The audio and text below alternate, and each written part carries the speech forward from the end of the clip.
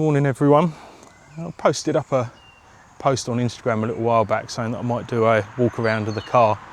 It's quite easy to miss some of the little details on this when you see it at a show, and it's not got massive wheels on, it's not got loads of stickers and things like that. It's quite easy to walk past, so I thought it'd be quite nice just to go through a few of the bits I've done.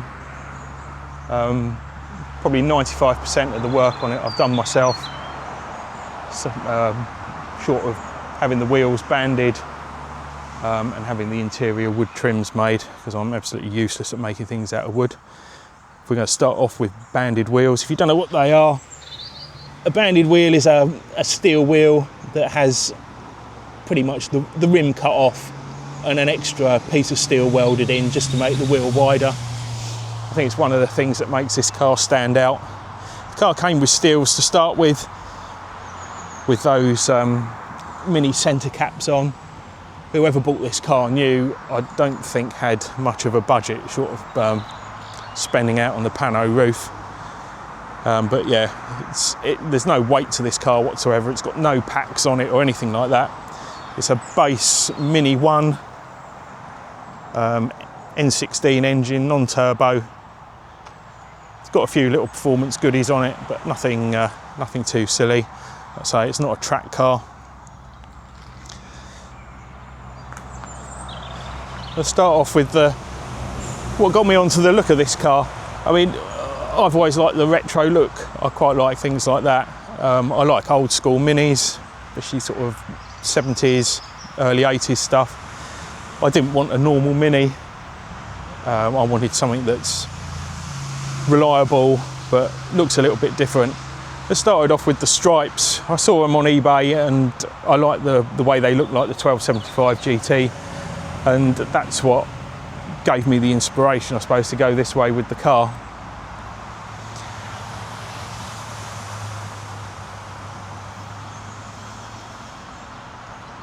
The badges are custom one-off badges. It used to be a Mini special badge, but I've made this, I made the 1598 GT part up myself. Quite easy if you've got a vinyl cutter and a couple of sheets of vinyl. Obviously stuff, if you can't buy it, then I'm of the opinion that make it yourself. Same with the Mini badge. It's a normal Mark III Mini badge. I've had to remake the logo on it because it started to fade. But getting one of those standard Mini badges to fit the contour of an R56 bonnet is a right nightmare. There's the AA badge on there. That's a proper 70s AA badge as well. It's also a pain to fix. You have to cut slots in the grille to get it to fit in properly. Put some vented wings on it. I make those myself. I've made quite a few sets of those now. Never really been a massive fan of them, to be honest, but everyone's asked me why I haven't put them on mine, so I thought I might as well do a set. As a lot of you know, I had this off the road over winter 2024. Did a lot of work to it. Front subframe's been out, rear subframe's been out, all the suspension's been painted up. Boot floor's been painted as well. I made a set of the wings for it. It's quite low, although it doesn't really look it, but when you sort of look underneath, you can see how close it is to the ground. Because it's only on 15-inch wheels, it's on 195 50/15 tyres, but to get them to sit right in the wheel arches, I've had to put it on coilovers. Again, not expensive coilovers. Like I say, it doesn't do track work. It does 1,000 miles a year going to shows. Just to get the ride height right, and I think it's sitting just about right now. But you do have to be careful. It does ground out occasionally. The exhaust is a Cooper S stainless system. Again, that was done on a bit of a budget. Found that on eBay. It was brand new, £100 with transit damage on the tailpipes. I've replaced the tailpipes on it for some outward rolled ones. I didn't like the slash cut ones it had on it. Again, not an easy thing to fit to an N16 engine, as the flange for connecting to the front pipe is a completely different size, so I had to cut that off and weld on the original flange for the from the original exhaust to mate up to the manifold. I have changed the manifold now. It's got a 4-branch stainless manifold on it, but that's still got a smaller outlet, so that mates up with the Cooper S centre exit exhaust. That's a standard back bumper. The outlet for it obviously came out in the driver's side rear corner, so I've plastic welded a patch in there, obviously fiberglassed it, filled it and used some textured paint on there to make it look like the rest of the trim, and then trimmed out that centre section.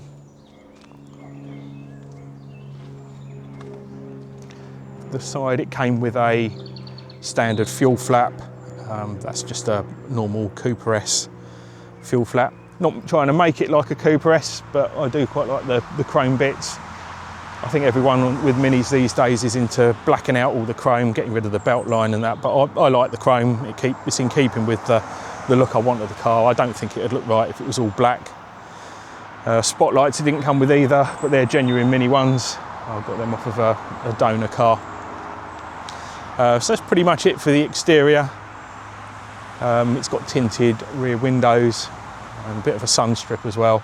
I find the sun visors are a bit too low for me. I'm fairly tall and I can't really see where I'm going, so it's a little bit better with the sun strip on.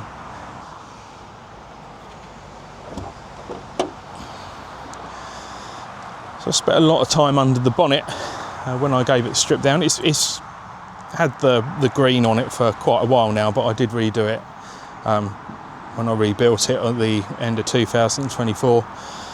The green is British standard light bronze green. It's one of the shades of green that used to be on like A series engines back in the 60s. I think it suits the sort of the creamy white, pepper white of the car. We repainted all the strut towers and the chassis rails.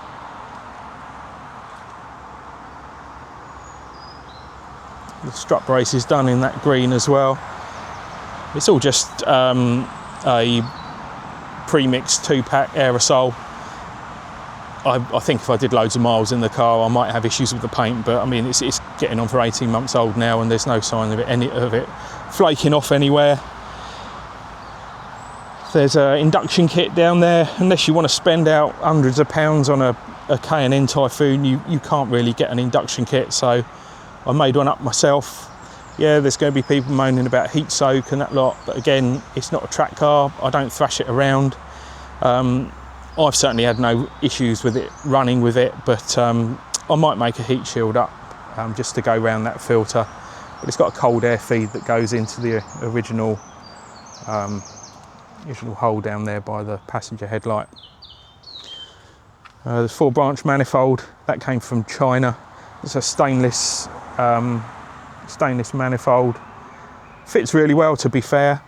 I was expecting it to be a bit, need a bit of adjustment to fit. It doesn't come with a cat. I'd rather it went through an MOT than struggle trying to get it through or swapping it back to the normal cat. So I made a jig up for the manifold.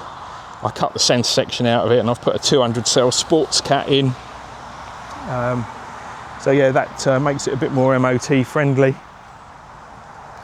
The engine's been not out of the car, but it has been sort of just hanging there on some stands on a jack. So the gearbox and the engine's all been repainted, all the ancillaries as well. So it just tidies it up in there quite nicely. And also painting the inner wings as well gets rid of that horrible matte textured effects that you get from BMW as standard. Don't really like that. Front suspension and brakes and everything is all done in the green as well. You just see in the calipers there. I can't really show you much underneath unless I go around the back. Under the floor, it's all been repainted. I've done that. I cleaned off all the original like underguard. It's been raptured, primed, seam sealed, the lot. There's no chance of any rust happening under there. and then it's painted pepper white. The suspension arms are all gloss black, as are the subframes, and the trailing arms and bits like that, they're all done in the green as well. Again, something else you wouldn't really notice unless you pointed it out, but it's another detail on the car that I think sort of sets it off quite nicely. Go down the wheel arch there, you just see the trailing arm. I've got Bewley in a couple of weeks, and it does need the wheels off and everything all clean behind there. So it's done a few trips since it's last had a proper clean, but it will be down at Bewley next month, I think it is. So quite looking forward to that. Well, let's go through the interior. It's got some Corbeau buckets, again 70s style. I didn't want the ones where they do ones with the metal buttons in, but I didn't think they'd be too kind on the legs after being sitting in the sun at a day at a show. So went for the normal cloth centres. I think these will be done in like a checkered effect, like a plaid effect. I found some material that's brown to suit the rest of the interior, but it has got a green strip up the middle, which would go quite well with the rest of the green on the car. Custom frame mounts, made them myself. They could do with a bit of adjustment just to tip the seats back a little bit further. They sit a little bit upright at the moment for my liking, but that won't be too hard to do. So we got brown vinyl details in the interior. That's what I did this year, over the winter this year.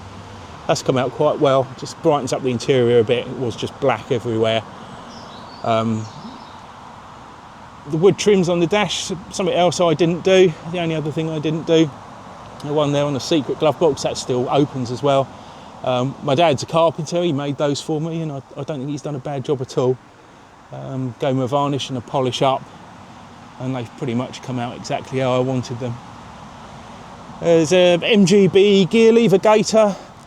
The gear knob, very similar shape to a Mark III Mini, but that's off of I think it's off of a Jap. I think I bought that off a guy who had it on a Mazda or something like that, Mazda RX-7. But I quite like the shape of it, and I think it suits the overall look of the car. The steering wheel, that is a proper 70s Australia steering wheel. When I was 12, I used to have a Mini 850 that I used to drive around down where my dad had a workshop down a private road. That was a 1964 Deluxe, and it was absolutely rot. I've never seen a car so rusty in my life, but it taught me to drive. I scrapped it when he had to move out of his workshop, but I kept the steering wheel, and it had been sitting in a shed for like 30 years, and it had a splined like boss on it to fit onto a normal Mini steering column. So to get it to fit an R56 is an absolute nightmare. Required cutting the old spline off, welding holes up, re-drilling holes, and getting it to fit. I've got a spacer in there just to give me a bit more reach, and this is a Boss off of a E30 BMW, I believe, or E36, one of the two. It's been on there quite a while, so I can't quite remember which one it's off of. But yeah, that all fits on there nicely now. We've got the brown vinyl on the doors as well. Gauges, they're by Chameleon Conversions. Those are custom made Smith style gauges for the speedo and the rev counter. Really pleased with how they look. They're just, again, another little detail that you wouldn't really know unless you were in the know or someone told you about it. So yeah, interior is quite special. In the rear, there's no seats in the back. I need to take the seatbelt out at some point. I've made a cover for where the rear seats go. So in the boot, excuse the mess, I keep the car cover in here and it's got cleaning stuff in it from when I was out in it at the weekend. Got an Ultra Racing strut brace on there with the same brown vinyl on as the doors and the dash. just to make that look a little bit different. It was green, it did match the strut brace under the bonnet, but after I did the brown of the interior, the green and brown really didn't go. So I thought I'd just cover it in that just to make it a little bit different. Probably could be a little bit better, but it looks all right at the moment.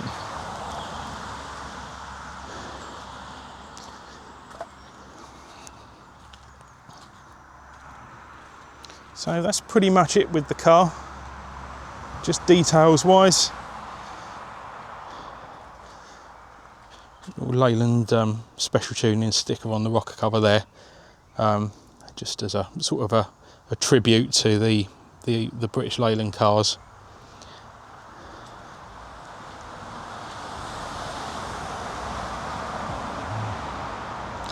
So there you go, that's pretty much it. If you see it at a show, have a look around, see what you can spot. I'm usually hanging around the car, so if you want to ask some questions, that's absolutely fine. I quite like having a chat to people about it. When you've spent so much time and effort on something, having people talk to you about it just makes it all worthwhile. So yeah, happy to chat. So our next show, as I say, is going to be Bewley, and I'm kind of hoping it's not going to be hot as hot as it is this weekend. I absolutely can't stand it. So thanks for watching, hope this was interesting. As I say, have a look around the car next time you see it. Yeah, thanks very much for watching, and I'll leave it there. Cheers.